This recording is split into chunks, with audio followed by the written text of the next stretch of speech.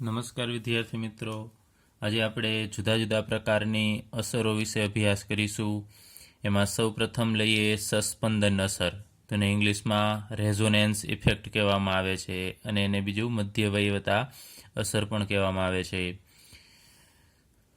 તો બે પાયબંધોની પારસ્પરિક ક્રિયા, અમુક સંયોજન છે એની અંદર જો બે પાયબંધ હોય અને એની વચ્ચે પારસ્પરિક ક્રિયા થતી હોય અથવા તો પાયબંધ અને અબંધકારક ઇલેક્ટ્રોન યુગ્મ વચ્ચેની પારસ્પરિક ક્રિયાના કારણે અણુમાં ધ્રુવીયતા ઉત્પન્ન થશે, એટલે કે પ્લસ માઇનસ ચાર્જ ઉત્પન્ન થશે.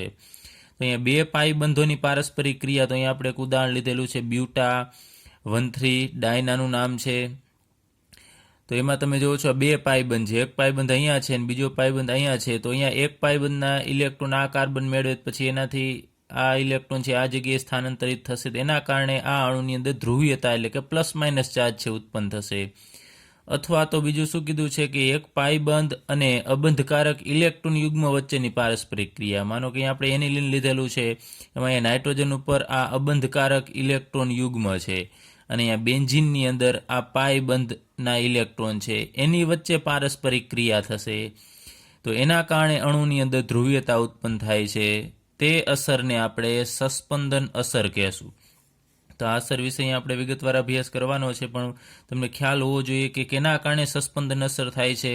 તો બે પાયબંધ હોવા જોઈએ પારસ્પરિક, એની વચ્ચે પારસ્પરિક ક્રિયા થતી હશે અને બીજી રીતે પાયબંધ અને અબંધકારક ઇલેક્ટ્રોન યુગ્મ વચ્ચેની, જેમ કે આપણે ઉદાહરણ લીધું છે એનિલિન. તો આ અસર છે એ શૃંખલામાં સંચરિત થશે, આમ આગળ વધશે. જો શૃંખલા આનાથી પણ લાંબી હોય તો એનાથી આગળ વધશે, અથવા અહીંયા બેન્ઝીન કેન્દ્રમાં આમ આ અસર છે એ ધ્રુવીયતા છે એ આગળ વધશે. તો આ અસરને આર અસર અથવા તો એમ અસર કહેવામાં આવે છે. આર એટલે રેઝોનેન્સ ઉપરથી આપેલું છે અને એમ એટલે મધ્યાવયવતાને આપણે મેસોમેરિક ઇફેક્ટ કહેશું, એના ઉપરથી એમ અસર પણ કહેવામાં આવે છે. તો બે પ્રકારની આ સસ્પંદન અસર છે, પ્લસ આર અને માઇનસ આર. એટલે કે પ્લસ આર એટલે ધન સસ્પંદન અસર અને ઋણ સસ્પંદન અસર. તો એના વિશે આપણે અભ્યાસ કરીએ. એના પહેલાં એક સંયુગ્મિત પ્રણાલી કેને કહેવાય એના વિશે અભ્યાસ કરીએ. તો કોઈ સરળ શૃંખલા, જો કોઈ બંધારણ છે એની અંદર માત્ર એમને સરળ શૃંખલા આવેલી હોય અથવા તો કોઈ ચક્રીય પ્રણાલી હોય કે જેમાં એકાંતરે એકલબંધ અને દ્વિબંધ આવેલા હોય, તો એવી પ્રણાલીને આપણે સંયુગ્મિત પ્રણાલી કહેશું. તો અહીંયા તમે જુઓ છો, અહીંયા દ્વિબંધ છે, ફરીથી અહીંયા સિંગલ બોન્ડ છે, એકલબંધ છે, ફરીથી અહીંયા દ્વિબંધ છે.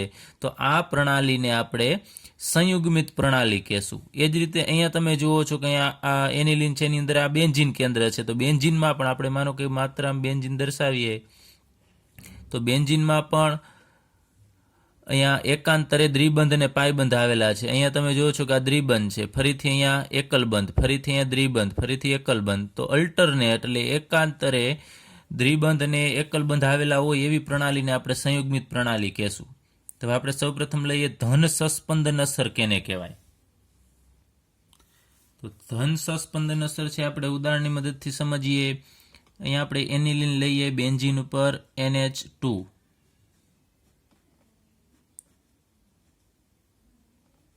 તો અહીંયા નાઇટ્રોજન ઉપર તમે જુઓ છો અબંધકારક ઇલેક્ટ્રોન યુગ્મ છે. તો અહીંયા આ પ્રણાલી છે, અહીંયા બેન્ઝીન કેન્દ્ર છે ને, એને આપણે સંયુગ્મિત પ્રણાલી કહેશું. અને આ સંયુગ્મિત પ્રણાલી સાથે તમે જુઓ છો કે એક અહીંયા આ સમૂહ જોડાયેલું છે. ફરીથી કહું છું, અહીંયા બેન્ઝીન કેન્દ્ર છે ને આપણે સંયુગ્મિત પ્રણાલી કહેશું, એની સાથે અહીંયા આ સમૂહ જોડાયેલું છે. એ સમૂહની અંદર અબંધકારક ઇલેક્ટ્રોન યુગ્મ છે. હવે આપણે લઈએ કે આ પાયબંધના ઇલેક્ટ્રોન છે એ આ બંનેના સહિયારા હશે, એટલે કે અહીંયા સહસંયોજક બંધ કહેવાય. તો આ બંધના ઇલેક્ટ્રોન આપણે લઈએ કે માનો કે આ કાર્બન મેળવી લેશે, તો આ કાર્બન ઉપર ઋણ વીજભાર ઉત્પન્ન થશે. તો અહીંયા આપણે ઋણ વીજભાર દર્શાવી દઈને આ બે ઇલેક્ટ્રોન આ બંધના, તો આ કાર્બન છે એની સંયોજકતા ઘટશે, તો ત્યાં 3 જ બંધ થશે. તો તરત જ નાઇટ્રોજન પોતાના અબંધકારક ઇલેક્ટ્રોન યુગ્મ છે એ આ કાર્બનને આપશે અને અહીંયા દ્વિબંધ બનાવશે, અહીંયા NH2. તો હવે નાઇટ્રોજન ઇલેક્ટ્રોન ગુમાવે છે એટલે નાઇટ્રોજન ઉપર ધન વીજભાર આવશે. તો અહીંયા તમે જુઓ છો કે ધ્રુવીયતા ઉત્પન્ન થાય. આ અણુ છે એ આપણે કહીએ કે માનો કે અત્યારે અધ્રુવીય છે, તો અહીંયા ધ્રુવીયતા ઉત્પન્ન થાય છે, પ્લસ માઇનસ ચાર્જ છે એ ઉત્પન્ન થાય છે. હવે આ ઋણ વીજભાર છે એ આગળ ઉપર આમ ચાલશે, આ બેન્ઝીન કેન્દ્રની ઉપર આમ પ્રસરશે તો અહીંયાથી આ માનો કે વહેલી આ પાયબંધના ઇલેક્ટ્રોન છે આ કાર્બન મેળવી લેશે તો તરત જ આ કાર્બન પાસે અહીંયા ઇલેક્ટ્રોન છે એ અહીંયા આપી દેશે, એટલે એક અહીંયા નવો બંધ બનશે આ જગ્યાએ પાયબંધ, અને અહીંયા હતો જ પાયબંધ ને આ બંધના ઇલેક્ટ્રોન છે એ આ કાર્બન મેળવી લેશે ને ત્યાં ઋણ વીજભાર દર્શાવીએ. અહીંયા કોઈ પણ પ્રકારનો ચેન્જીસ થતો નથી NH2 પર પ્લસ વીજભાર. ત્યારબાદ અહીંયા ઋણ વીજભાર આ કાર્બન ઉપર છે તો એ પોતાના ઇલેક્ટ્રોન આને આપશે તો આ બંધના ઇલેક્ટ્રોન છે આ કાર્બન મેળવી લેશે,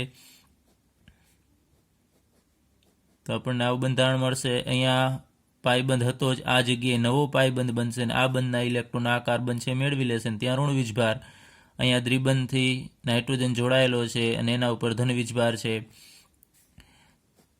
ત્યારબાદ ફરીથી હવે આ બંધના ઇલેક્ટ્રોન કાર્બન છે એ ઇલેક્ટ્રોન આને આપી દેશે તો તરત જ આ બંધના ઇલેક્ટ્રોન છે નાઇટ્રોજન પાછો મેળવી લેશે, તો નાઇટ્રોજન ઉપર ફરીથી એ બંધકારક ઇલેક્ટ્રોન યુગ્મ આવી જશે.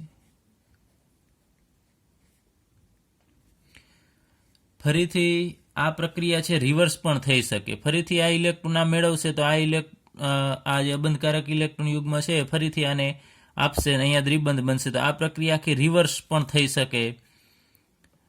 તો આ અસરને આપણે ધન સસ્પંદન અસર કહીએ છીએ. તો શા માટે એને ધન સસ્પંદન અસર કહીએ છીએ? કારણ કે અહીંયા આ જે પ્રણાલી છે જેને આપણે સંયુગ્મિત પ્રણાલી કહીએ છીએ, સંયુગ્મિત પ્રણાલી ઉપર અહીંયા ધન વીજભાર ઉત્પન્ન થાય છે.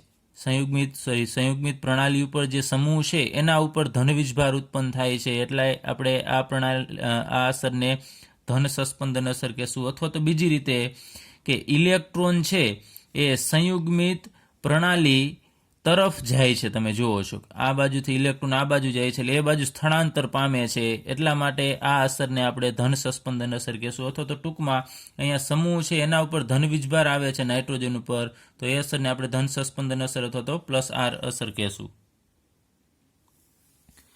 ત્યારબાદ ઋણ સસ્પંદન અસર જેને -R અસર પણ કહેવામાં આવે છે, એ સમજવા માટે આપણે અહીંયા નાઇટ્રોબેન્ઝીનનું ઉદાહરણ લઈએ કે જેમાં બેન્ઝીન ઉપર NO2 સમૂહ છે એ જોડાયેલું હશે ને આપણે વિસ્તારપૂર્વક દર્શાવેલું છે કે NO2 સમૂહમાં નાઇટ્રોજન છે એ દ્વિબંધથી ઓક્સિજન સાથે જોડાયેલો હશે અને સિંગલ બોન્ડથી ઓક્સિજન સાથે.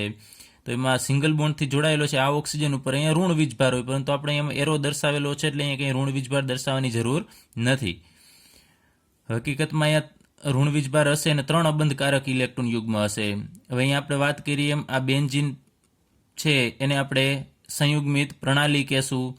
તો આમાં ઉલટી ઘટના થાય છે. અહીંયા ઓક્સિજન અને નાઇટ્રોજન એમાંથી વધુ વિદ્યુત ઋણ તત્વો ઓક્સિજન થશે, તો આ બંધના ઇલેક્ટ્રોન આપણે કહીએ કે આ ઓક્સિજન મેળવી લેશે કારણ કે એની વિદ્યુત ઋણતા વધારે છે, તો ઓક્સિજન ઉપર ઋણ વીજભાર આવશે.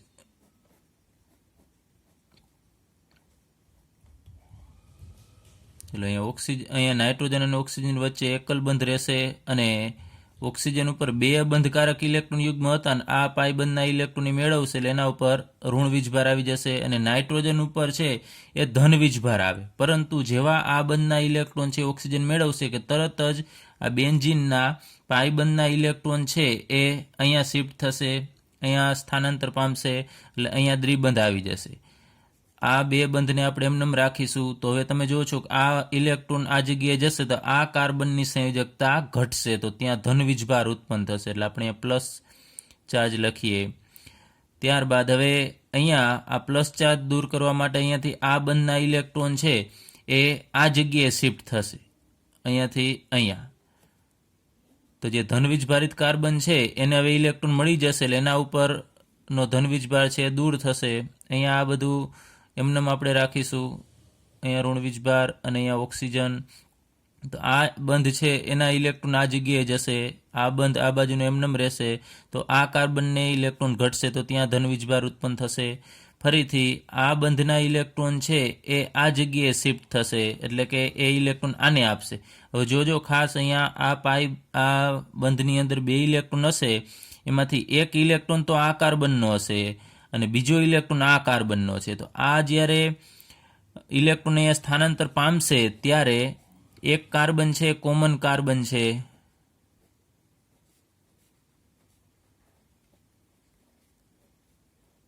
ચલો આમાં કોઈ પણ પ્રકારનો અત્યારે ચેન્જીસ કરવાનો નથી. હવે અહીંયા આપણે વાત કરીએ આ જે બંધના ઇલેક્ટ્રોન છે આ જગ્યાએ આવશે, તો એમાંથી આ ઇલેક્ટ્રોન હતો અહીંયા તમે જુઓ છો એને એ જગ્યાએ રહેશે. અહીંયા જે કાર્બનનો હતો એ જ, તો એ કાર્બનને કોઈ ઇલેક્ટ્રોન ઘટતા નથી, પરંતુ આ ઇલેક્ટ્રોન હતો એ આ કાર્બનનો હતો જે અત્યારે અહીંયા આવી જાય છે. તો આ કાર્બન પાસે ઇલેક્ટ્રોન ઘટશે, એની સંયોજકતા ઘટે છે, ત્યાં ધન વીજભાર આવશે અને અહીંયાથી ધન વીજભાર દૂર થઈ જશે કારણ કે આની સંયોજકતા પૂર્ણ થશે.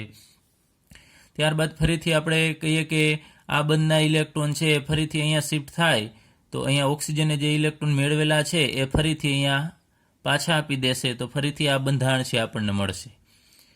તો અહીંયા ઇલેક્ટ્રોન છે એ કઈ બાજુ સ્થાનાંતર પામે છે, તો તમે જુઓ છો કે અહીંયા આ સંયુગ્મિત પ્રણાલી છે એનાથી એ ઉપર એની સાથે જોડાયેલા કોઈ પરમાણુ હોય કે અહીંયા સમૂહ હોય એના તરફ સ્થાનાંતર પામે છે. તો અહીંયા જે સમૂહ છે એના ઉપર ઋણ વીજભાર ઉત્પન્ન થાય છે. તો આ અસરને આપણે ઋણ સસ્પંદન અસર અથવા તો -R અસર કહેશું. ધન સસ્પંદન અસરમાં તમે જુઓ છો કે અહીંયા સમૂહ કે પરમાણુ જે જોડાયેલા હશે એના ઉપર ધન વીજભાર ઉત્પન્ન થાય છે, જ્યારે અહીંયા ઋણ વીજભાર ઉત્પન્ન થશે. એટલે આ બંને અસર એકબીજાથી વિરુદ્ધ દિશામાં જોવા મળે છે. ચલો ફરીથી આપણે જોઈએ તો ધન સસ્પંદન અસરમાં ઇલેક્ટ્રોન છે એ આ સંયુગ્મિત પ્રણાલી સાથે જોડાયેલા પરમાણુ કે સમૂહથી દૂર જાય છે. તમે જુઓ છો આ બાજુ સમૂહથી દૂર જાય છે, જ્યારે અહીંયા તમે જુઓ છો કે ઇલેક્ટ્રોન છે એ આ સંયુગ્મિત પ્રણાલી સાથે જોડાયેલા પરમાણુ કે સમૂહ તરફ સ્થાનાંતર પામશે. ચલો હવે ધન સસ્પંદન અસર અને ઋણ સસ્પંદન અસર ઉત્પન્ન કરનાર સમૂહ એટલે કે +R અસર છે એ કયા સમૂહના કારણે થશે? અહીંયા સંયુગ્મિત પ્રણાલી સાથે જો X એટલે કે હેલોજન જોડાયેલો હોય અથવા OH અથવા OR, અહીંયા કોઈ પણ અલ્કોક્સાઇડ હોય, અહીંયા OCOR, NH2, અહીંયા પ્રાથમિક એમાઇન છે, અહીંયા NH4, અહીંયાથી એક હાઇડ્રોજન નીકળી જાય ને એની જગ્યાએ એક આલ્કાઇલ સમૂહ દાખલ થાય R, તો આને આપણે પ્રાથમિક એમાઇન કહેશું, આને દ્વિતીયક એમાઇન. ત્યારબાદ અહીંયા આ તૃતીયક એમાઇન થશે. ત્યારબાદ અહીંયા NHCOR એટલે આ એમાઇડ છે. એ બધા જ સમૂહ જો સંયુગ્મિત પ્રણાલી સાથે જોડાયેલા હોય તો +R અસર ઉત્પન્ન કરશે, અને -R અસર ઉત્પન્ન કરનાર સમૂહમાં અહીંયા તમે જુઓ છો કે એક તો NO2 છે જ, એના સિવાય અહીંયા COOH, CHO આલ્ડિહાઇડ, અહીંયા કાર્બોનિલ સમૂહ, C દ્વિબંધ ઓક્સિજન, અહીંયા CN નાઇટ્રાઇલ સમૂહ છે, અને અહીંયા આપણે ભણી ગયા એ મુજબ NO2 સમૂહ. તો આ યાદ રાખજો, આપણને MCQમાં પણ પૂછી શકે કે કયા સમૂહ છે એ +R અસર દર્શાવનાર અને કયા સમૂહ છે એ -R અસર દર્શાવનાર સમૂહ છે. એક બીજો શબ્દ આવે છે વિસ્થાનીકૃત ઇલેક્ટ્રોન. વિસ્થાનીકૃત એટલે પોતાનું સ્થાન છે બદલતો હોય, જેમ કે આ બેન્ઝીનના પાયબંધના ઇલેક્ટ્રોન છે તમે જુઓ છો એક જગ્યાએથી બીજી જગ્યાએ જઈ શકે છે, તો આ ઇલેક્ટ્રોનને આપણે વિસ્થાનીકૃત ઇલેક્ટ્રોન કહેશું. અથવા તો અહીંયા આ બેન્ઝીન ઉપર રહેલા નાઇટ્રોજન છે એની પાસે બંધકારક ઇલેક્ટ્રોન યુગ્મ છે, એ પણ પોતાનું સ્થાન બદલે છે, તો એવા ઇલેક્ટ્રોનને આપણે વિસ્થાનીકૃત ઇલેક્ટ્રોન કહેશું. ત્યારબાદ આપણે ઇલેક્ટ્રોમેરિક અસર વિશે અભ્યાસ કરીએ. તો ઇલેક્ટ્રોમેરિક અસરને બીજું E અસર વડે પણ દર્શાવવામાં આવે છે. તો આ અસર કેમાં જોવા મળશે? તો જેની અંદર બહુબંધ એટલે કે દ્વિબંધ કે ત્રિબંધ હોય એવા કાર્બનિક પદાર્થોમાં આ અસર જોવા મળશે. અને ક્યારે? કે જ્યારે હુમલો કરનાર પ્રક્રિયક હાજર હોય ને ત્યારે જ જોવા મળશે. એટલે માત્ર હુમલો કરનાર પ્રક્રિયકોની હાજરીમાં જ જોવા મળે. એટલે બીજો પ્રક્રિયક જો આવશે તો જ એ કાર્બનિક પદાર્થ છે એ આ ઇલેક્ટ્રોમેરિક અસર છે દર્શાવે છે. હવે આ અસર છે એ અસ્થાયી અસર છે, એટલે કે ક્ષણિક અથવા તો કામચલાઉ અસર છે. જો આપણે પ્રક્રિયકને દૂર કરીએ ને તો આ અસર છે એ નષ્ટ થઈ જશે. તો અહીંયા પણ ઇલેક્ટ્રોમેરિક અસરના બે પ્રકાર છે. એક ધન ઇલેક્ટ્રોમેરિક અસર જેને આપણે +E અસર કહેશું, અને બીજું ઋણ ઇલેક્ટ્રોમેરિક અસર.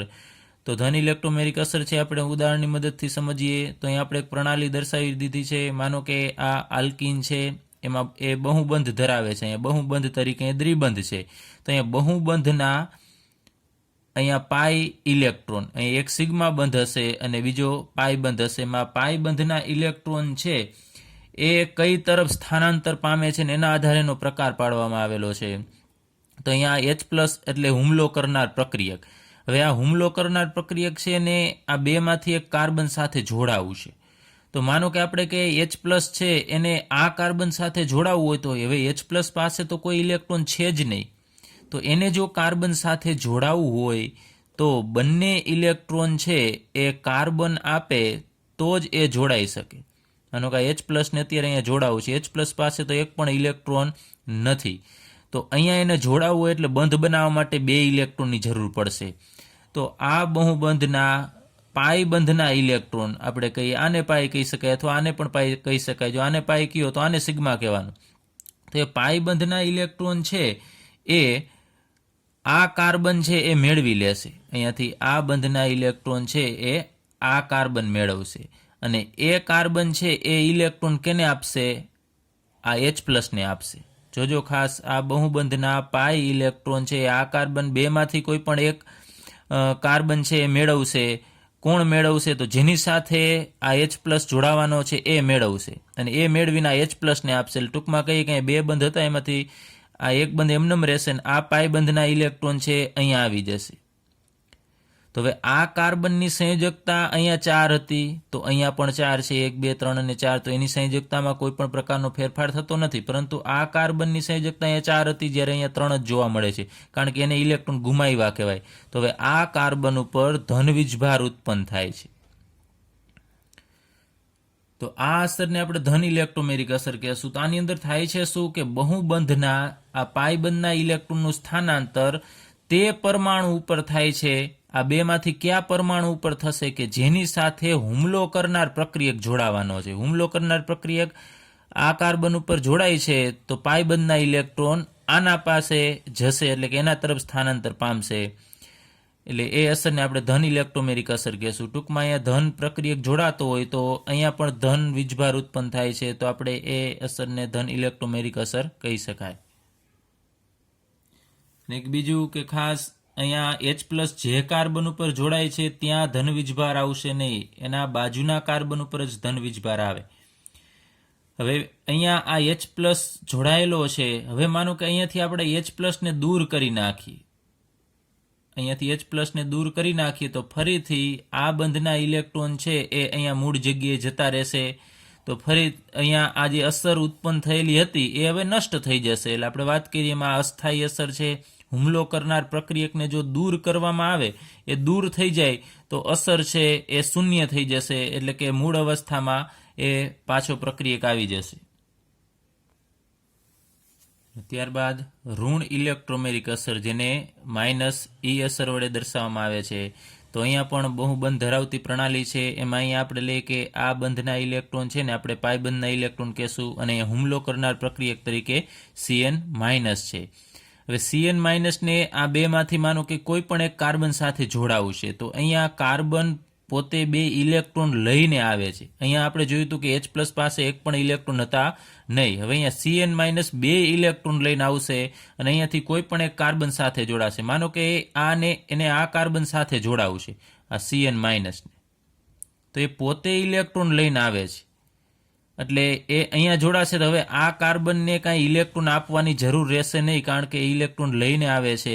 તો હવે Cn જેવો આ કાર્બન સાથે જોડાશે કે તરત જ બહુબંધના આ પાઈ બંધના ઇલેક્ટ્રોન છે એનાથી દૂરની તરફ સ્થાનાંતર પામશે, કેમ કે આ મેળવશે તો સંયોજકતા વધી જશે. તો Cn આની સાથે જોડાશે તો આ પાઈ બંધના ઇલેક્ટ્રોન છે એ આ કાર્બન ઉપર સ્થાનાંતર પામશે.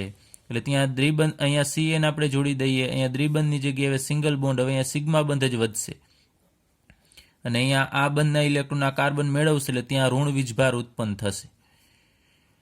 તો આ અસરમાં આપણે એક રીતે કહેવું હોય તો કહી શકાય કે ઋણ ઇલેક્ટ્રોમેરિકમાં અસરમાં અહીંયા ઋણ પ્રક્રિયક છે, હુમલો કરનાર પ્રક્રિયક એ જોડાય છે અને આ કાર્બન ઉપર ઋણ વીજભાર આવશે. એટલે એક વસ્તુ ખાસ યાદ રાખજો, જે પ્રક્રિયક, હુમલો કરનાર પ્રક્રિયક જે કાર્બન ઉપર જોડાય એની બાજુના કાર્બન ઉપર જ પ્લસ કે માઇનસ વીજભાર છે ઉત્પન્ન થશે.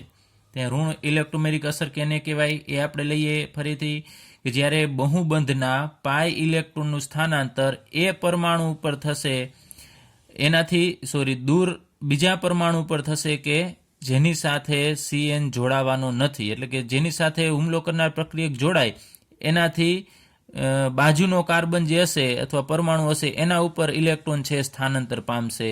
તો આ અસરને આપણે ઋણ ઇલેક્ટ્રોમેરિક અસર કહેશું. બીજી રીતે કેવું હોય તો કહી શકાય કે અહીંયા પાયબંધના ઇલેક્ટ્રોન ધન ઇલેક્ટ્રોમેરિક અસરમાં હુમલો કરનાર પ્રક્રિયક તરફ જાય છે. તમે જુઓ છો અહીંયાથી આમ ઓલ ઓવર આપણે કહીએ તો આ તરફ જાય છે, અને ઋણ ઇલેક્ટ્રોમેરિક અસરમાં જે આ પાયબંધના ઇલેક્ટ્રોન છે એ એનાથી દૂર જાય છે. હુમલો કરનાર પ્રક્રિયક અહીંયા જોડાશે તો એ આ પાયબંધના ઇલેક્ટ્રોન એનાથી દૂર જાય છે. એટલે એક વસ્તુ ટૂંકમાં યાદ રાખજો કે હુમલો કરનાર પ્રક્રિયક ધન ઇલેક્ટ્રોમેરિક અસરમાં હુમલો કરનાર પ્રક્રિયક જે કાર્બન ઉપર જોડાય ત્યાં પાયબંધના ઇલેક્ટ્રોન જાય છે, અને ઋણ ઇલેક્ટ્રોમેરિક અસરમાં હુમલો કરનાર પ્રક્રિયક જે કાર્બન ઉપર જોડાય તેનાથી દૂર એટલે કે એના બાજુના કાર્બન ઉપર ઇલેક્ટ્રોન છે એ સ્થાનાંતર પામશે. એટલે અહીં આપણે એક ઉદાહરણ લઈએ, Cl CH2 CH double bond CH. અહીંયા માનો કે આ કોઈ પ્રણાલી છે, અહીંયા કંઈક જોડાયેલું છે, આપણે દર્શાવતા નથી. હવે અહીંયા બે પ્રકારની અસર જોવા મળશે કે અહીંયા આ ક્લોરીન છે એ ઇલેક્ટ્રોન આમ ખેંચશે, તો એના કારણે આગળ ઉપર ઋણ વીજભાર ધન વીજભાર છે આગળ ઉપર પ્રસરિત થશે, એટલે કે પ્રેરક અસર પણ જોવા મળશે. અને માનો કે આની સાથે કોઈ પણ એક પ્રક્રિયક આપણે આગળ ઉપર વાત કરી H+ છે જોડાય છે, તો અહીંયા આ બહુબંધના જે પાયબંધના ઇલેક્ટ્રોન છે એ આ તરફ સ્થાનાંતર પામશે અહીંયાથી આના ઉપર, અને અહીંયાથી કાર્બન છે અહીંયા. તો અહીંયા બીજી અસર છે જોવા મળે છે ઇલેક્ટ્રોમેરિક અસર. તો જ્યારે આ બંને અસર જોવા મળતી હોય ત્યારે બંને એકબીજાથી વિરુદ્ધ છે. તમે જો છો પ્રેરક અસર આ બાજુએ છે અને ઇલેક્ટ્રોમેરિક અસર આ બાજુએ છે. એકબીજાથી જ્યારે આ બંને અસર વિરુદ્ધ હોય ત્યારે ઇલેક્ટ્રોમેરિક અસર છે એ વધુ પ્રબળ હશે. ચલો હવે આપણે ત્યારબાદ અતિ સંયુગ્મન અસર વિશે અભ્યાસ કરીએ, જેને ઇંગ્લિશમાં હાઇપર કોન્જ્યુગેશન પણ કહેવામાં આવે છે. તો અહીંયા આપણે ઉદાહરણની મદદથી ડાયરેક્ટલી સમજીએ. તો અહીંયા આપણી પાસે કોઈ એક અસંતૃપ્ત પ્રણાલી છે. તો અસંતૃપ્ત પ્રણાલી કેને કહેવાય તમને ખ્યાલ છે કે જેની અંદર દ્વિબંધ હોય કે ત્રિબંધ હોય એવી પ્રણાલીને આપણે, એવા સંયોજનને આપણે અસંતૃપ્ત પ્રણાલી અથવા સંયોજન કહેશું. તો અહીંયા આ અસંતૃપ્ત પ્રણાલીનો અહીંયા કાર્બન છે એની સાથે અહીંયા તમે જુઓ છો કે ડાયરેક્ટલી આ આલ્કાઇલ સમૂહ છે જોડાયેલો છે, CH3 સમૂહ આલ્કાઇલ સમૂહ જોડાયેલો છે. તો એ આલ્કાઇલ સમૂહનો અહીંયા CH બંધ, અહીંયા આપણે દર્શાવીએ છીએ આ CH બંધ, એના આ સિગ્મા ઇલેક્ટ્રોન, આ CH બંધના સિગ્મા બંધના ઇલેક્ટ્રોન છે એ વિસ્થાનીકૃત થશે, એક જગ્યાએથી બીજી જગ્યાએ જશે. તો કઈ જગ્યાએ વિસ્થાનીકૃત થાય છે? તો આલ્કાઇલ સમૂહના CH બંધના ઇલેક્ટ્રોન આ કાર્બન ડાયરેક્ટલી અસંતૃપ્ત પ્રણાલીના જે કાર્બન સાથે જોડાયેલો છે એ કાર્બન ઉપર વિસ્થાનીકૃત થશે. એટલે આ બંધના ઇલેક્ટ્રોન ડાયરેક્ટલી અહીંયા આવશે. પછી આ બંધના ઇલેક્ટ્રોન છે એ અહીંયા આવી શકે નહીં, ડાયરેક્ટલી અહીંયા જશે. એવી જ રીતે બીજું કે અહીંયા આલ્કાઇલ સમૂહ છે એના CH બંધના ઇલેક્ટ્રોન એટલે કે સિગ્મા બંધના ઇલેક્ટ્રોન છે એ બીજી કઈ જગ્યાએ જઈ શકે? તો અહીંયા જુઓ છો તમે દર્શાવેલું છે CH3 CH2. તો અહીંયા કાર્બનની એક સંયોજકતા ઘટે છે અને એના ઉપર ધન વીજભાર છે એટલે કાર્બોકેટાયન છે. તો કાર્બનની એક કક્ષક ખાલી હશે. કાર્બન 4 બંધ બનાવે છે, અહીંયા 3 જ બનાવેલા છે, તો એક કક્ષક ખાલી હશે. એ કક્ષક અહીંયા હું દર્શાવી દઉં છું, ડંબેલ આકારની P કક્ષક છે. તો આને આપણે અસહભાગિત P કક્ષક કહેશું.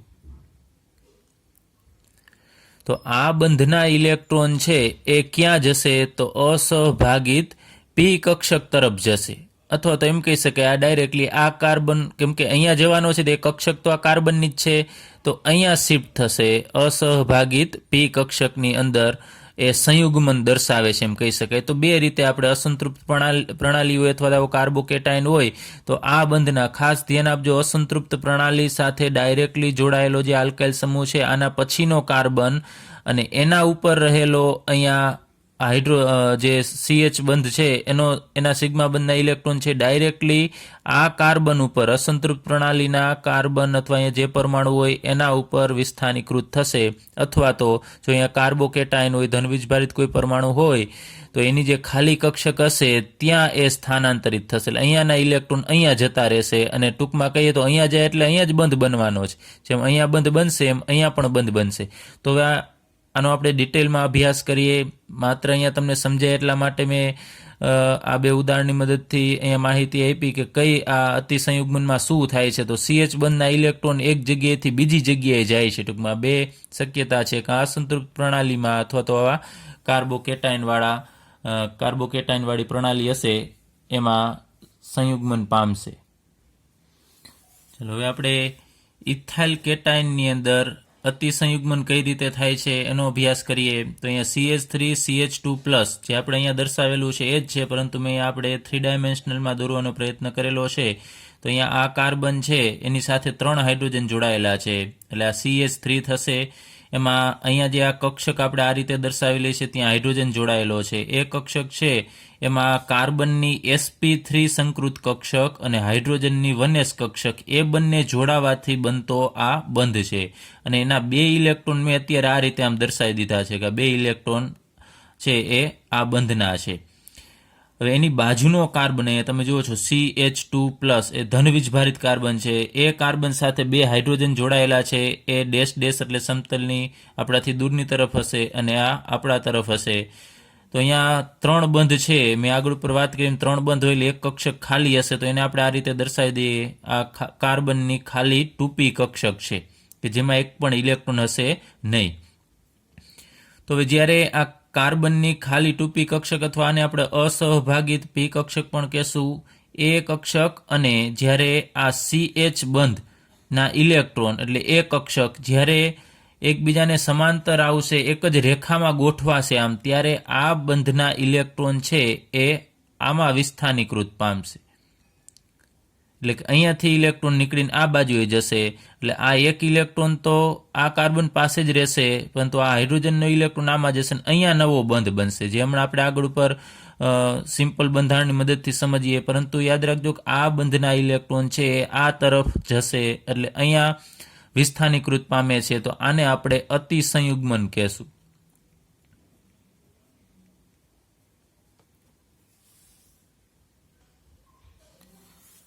ચલો આપણને ખ્યાલ છે કે આ કાર્બોકેટાઇન છે એનો આ કાર્બન એને ઇલેક્ટ્રોનની જરૂર હશે, એટલે કે અસ્થાયી હોય આ કાર્બન. તો એનો ધનવીજભાર જો દૂર થાય તો એક સંયોજન છે એ સ્થાયી થશે. એના ઉપરનો ધનવીજભાર દૂર થવો જોઈએ, એના ઉપરથી બીજી જગ્યાએ જવો જોઈએ, અથવા તો એ ધનવીજભારમાં ઘટાડો થવો જોઈએ. તો આ અતિસંયુગ્મનના કારણે એ ધનવીજભાર દૂર થઈ અને બીજી જગ્યાએ જશે અને થોડા સમય માટે આ કાર્બનને રાહત મળશે. તો અહીંયા આપણે આ જે ઘટના છે એ સિમ્પલ બંધારણની મદદથી સમજીએ. CH3 છે તો આપણે આમ લખીએ છીએ. ચલો CH3 પછી અહીંયા CH2 અને આ કાર્બન ઉપર ધનવીજભાર છે, એટલે આ જ બંધારણ છે, મેં સિમ્પલ દર્શાવેલું છે. હવે આમાં આપણે વાત કરીએ આ ધનવીજભારિત કાર્બન છે એની બાજુનો કાર્બન કે જે આલ્કાઇલ સમૂહનો કાર્બન છે એ એના CH બંધના ઇલેક્ટ્રોન છે એ આ જગ્યાએ શિફ્ટ કરશે. એટલે આ કાર્બનને જે ખાલી કક્ષક હોય છે એમાં આપે છે, એટલે કે આ બંધ છે એ અહીંયા શિફ્ટ થશે. તો અહીંયા એક બંધ હતો જ અને બીજો બંધ અહીંયા બનશે.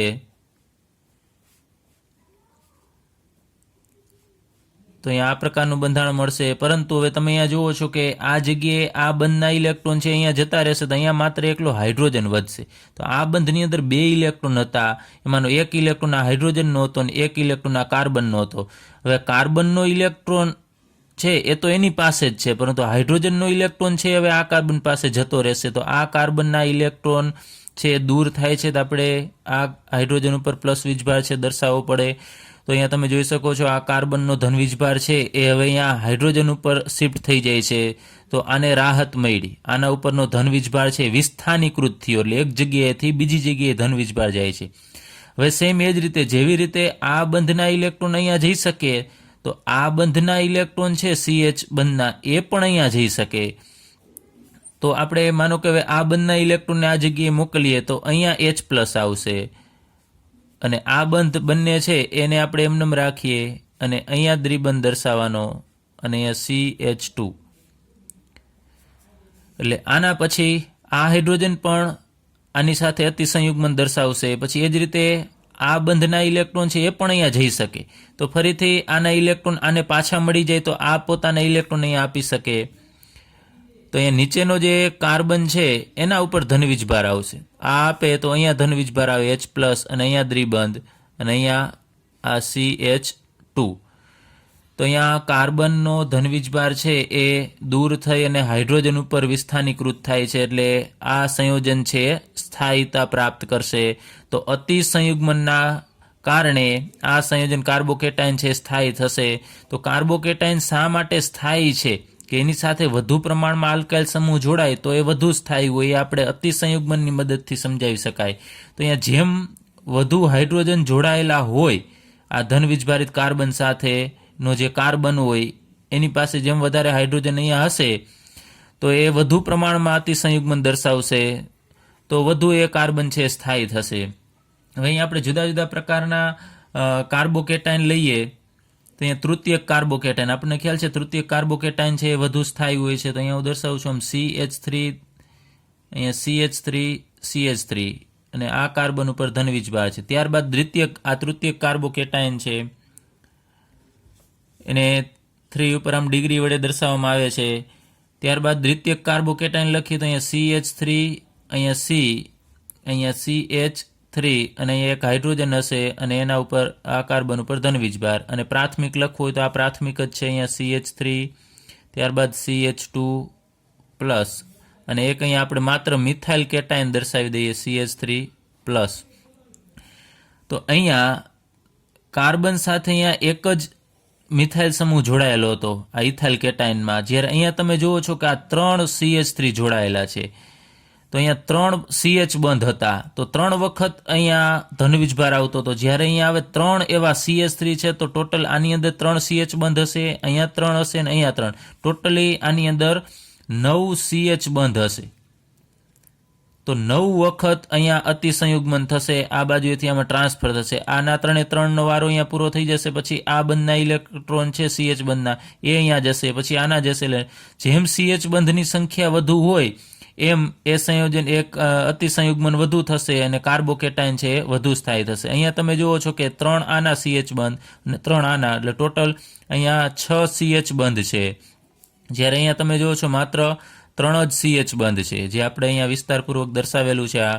અને અહીંયા એક પણ બાજુમાં CH બંધ આ કાર્બન સાથે કોઈ બીજો આલ્કાઇલ સમૂહ જોડાયેલો નથી, એટલે આ સૌથી ઓછું સ્થાયી, એના કરતાં આ વધુ સ્થાયી. તો આગળ ઉપર આપણે વાત કરેલી કે જેમ કાર્બોકેટાયનનો કાર્બન હશે એની સાથે વધુ પ્રમાણમાં આલ્કાઇલ સમૂહ જોડાયેલા હોય તો સ્થાયીતા વધે, એનું કારણ અતિસંયુગ્મન છે. એટલે ફરીથી એક વખત કે જેમ CH બંધની સંખ્યા વધારે હોય એમ સ્થાયીતા છે વધશે.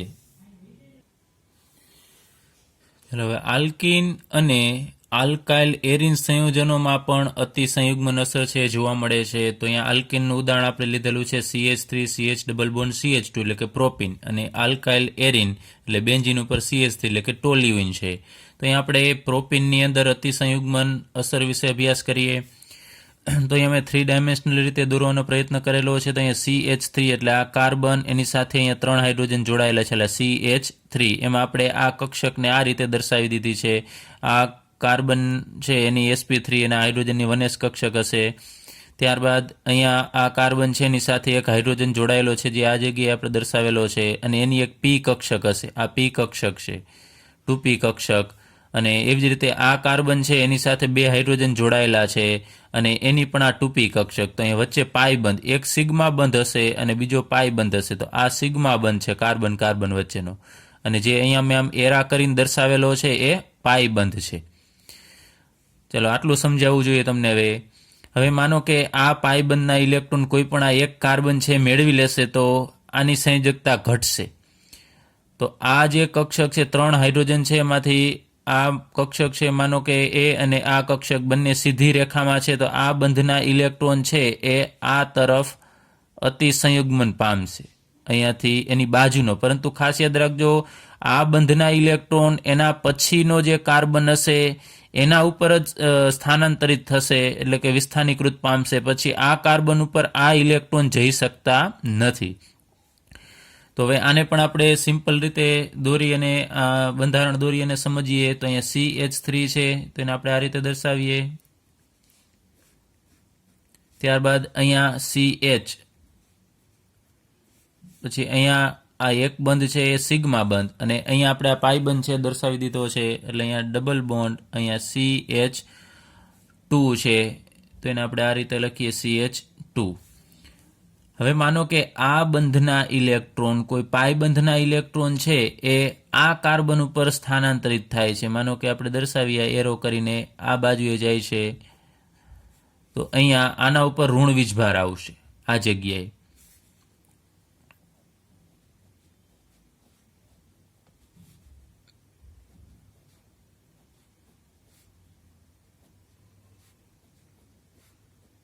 ચલો અહીંયા ઋણ વીજભાર આવશે.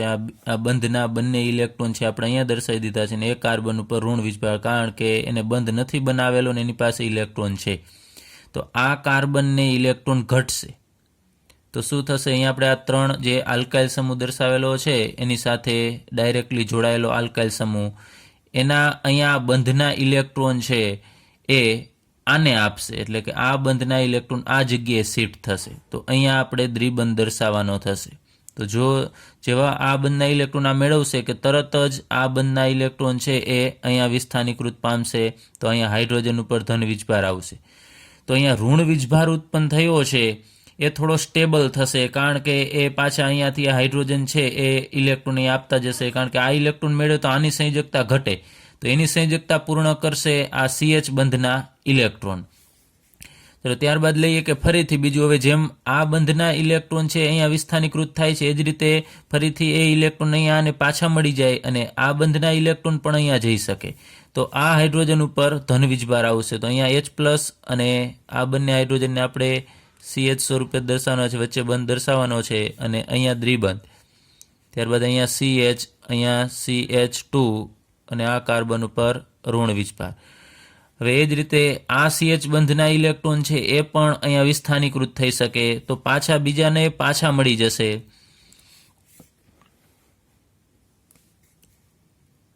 તો અહીંયા આપણે CH2 દર્શાવીએ અને અહીંયા આ H+ દર્શાવવો પડશે. અહીંયા દ્વિબંધ, અહીંયા CH, અહીંયા સિંગલ બોન્ડ CH2-. તો અહીંયા એક મિથાઇલ સમૂહ જોડાયેલો છે, તો અહીંયા 3 વખત અહીંયા અતિસંયુગ્મન થાય છે, તમે જુઓ છો. એટલે આ જે ઋણ વીજભાર છે એ સ્થાયી થશે, અને આ કાર્બનની સંયોજકતા જે આને ઇલેક્ટ્રોન મેળવ્યા પછી જે ઘટે છે એ આ CH બંધના ઇલેક્ટ્રોન છે પૂર્ણ કરે છે.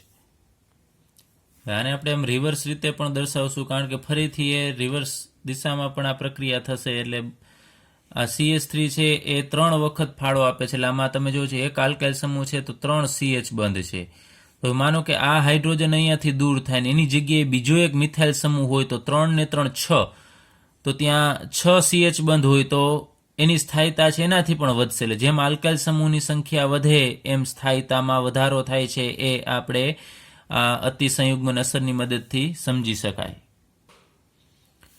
હવે બીજું એક જોવા મળેલું વૈજ્ઞાનિકોને કે અહીંયા કાર્બન કાર્બન દ્વિબંધ છે, એની બાજુનો કાર્બન છે એ 2 કાર્બન વચ્ચેની બંધ લંબાઈ છે એ જનરલી 154 હોય, પણ એના કરતાં ઓછી જોવા મળે છે. સિંગલ બોન્ડની બંધ લંબાઈ 154 હોય, એના કરતાં અહીંયા ઓછી જોવા મળે છે. તો એનું કારણ પણ આપણે સમજી શકાય કે અહીંયા સિંગલ બોન્ડ હોવા છતાં પણ એની બંધ લંબાઈ 154 કરતાં થોડી ઓછી હોય. એનું કારણ શું? તો અતિસંયુગ્મનના કારણે અહીંયા અમુક સમય પૂરતો અહીંયા દ્વિબંધ બને છે, તમે જુઓ છો. તો એના કારણે એની બંધ લંબાઈ થોડી ઘટશે. ત્યારબાદ પાઠ્યપુસ્તકનો કોયડો 12.19 છે. એમાં આપણને કીધું છે કે અહીંયા CH3CH2+ છે એ અહીંયા CH3 થ્રાઇઝ C, એટલે કે તૃતીયક કાર્બોકેટાયન છે એના કરતાં ઓછું જ થાય છે, અને CH3+ તો એનાથી પણ સૌથી ઓછું જ થાય છે, એ સમજાવો. તો અહીંયા CH3 ને મેં આ રીતે અહીંયા દર્શાવી દીધું છે એક વિસ્તૃત રીતે. અહીંયા CH3 એમાં 3 CH બંધ છે, તો 3 CH બંધ અહીંયાના આ મિથાઇલ સમૂહના, ત્યારબાદ 3 અહીંયાના અને 3 અહીંયાના, ટોટલી આમાં 9 CH બંધ છે આલ્કાઇલ સમૂહના. જ્યારે અહીંયા CH2ની બાજુમાં એક જ આલ્કાઇલ સમૂહ છે, તો અહીંયા 3 જ CH બંધ છે. તો આપણને ખ્યાલ છે કે જેમ CH બંધની સંખ્યા વધુ એમ અતિસંયુગ્મન અસર વધુ, અને અતિસંયુગ્મન અસર વધુ એમ સ્થાયીતા વધુ. એટલે આમાં 9 બંધ છે અને આમાં 3 બંધ છે. 3 બંધ હોવાથી આની સ્થાયીતા ઓછી છે. ત્યારબાદ CH3+ છે એ સૌથી ઓછું સ્થાયી છે. એનું કારણ શું કે અહીંયા CH3માં 3 હાઇડ્રોજન છે એક જ સમતલમાં આવેલા છે. મેં એક સમતલ દર્શાવેલું છે. આ દૂરની તરફ રહેલો હાઇડ્રોજન, આ બાજુએ રહેલો હાઇડ્રોજન છે, અને આ ખાલી જે P કક્ષક હશે, 2P કક્ષક, એ સમતલને લંબ છે, તમે જુઓ છો. અને આ 3 બંધ છે એ પણ સમતલમાં આવેલા છે, આ 3 બંધ. તો આપણે કહી શકાય કે આ બંધ અને આ કક્ષક એકબીજાને લંબ છે, અહીંયા 90 ડિગ્રીનો ખૂણો બનાવશે. તો લંબ હોવાથી અતિ સંયુગ્મન અહીંયા થઈ શકતું નથી, એટલે કે પારસ્પરિક ક્રિયા થશે નહીં. એટલે આની સ્થાયીતા છે બધાથી ઓછી થશે.